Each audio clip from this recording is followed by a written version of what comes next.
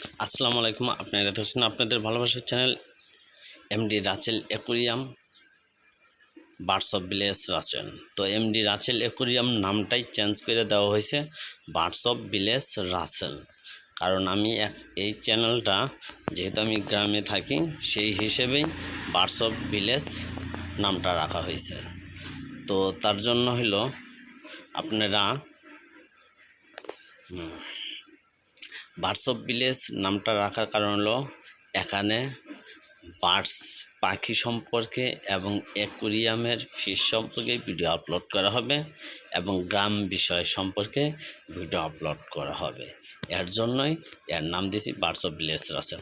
তো যে জন্য আজকে একটা জিনিস আপনারা এটা দেখে চমকে গেছেন, কারণ এটা নতুন পলি, নিচে কিন্তু পলি অলরেডি আছে। তো আমি যে বিষয়টা বলবো, আপনাদের মাঝে মাঝে অনেকে হয় যে ভাই 2 দিনেই আমার ক্যারেজের পানি শুকিয়ে যায়।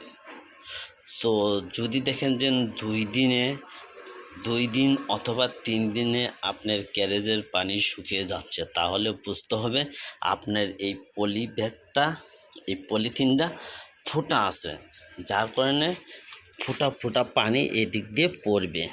এই যে দেখতে পাচ্ছেন দৈনিক এটাতে পানি ফুটা হওয়ার পর পানি দৈনিক এই দিকটা শুয়েছে, এখানেও পড়ছে। ঠিক আছে, আমি খেয়াল করিনি। 3 দিন পর আমি দেখি আমার পানি শুকিয়ে গেছে।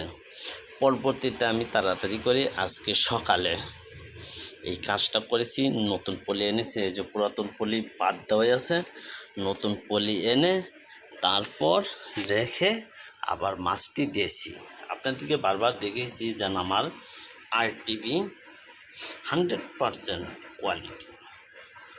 এখানে কেউই 99% বলতে পারবে না, কারণ সবাইকে বলতে হবে যেন এটা 100% কোয়ালিটির আরটিভি। ঠিক আছে, দেখেন,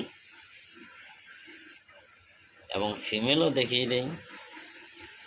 দেখতে পাচ্ছেন ফিমেলের টেল পরিপূর্ণ লাল হতে হবে, লেজ তো লাল থাকতেই হবে ভাই। দেখতে পাচ্ছেন টেল এবং লেজ লাল থাকতেই হবে ভাই, তাহলে 100% কোয়ালিটিপূর্ণ।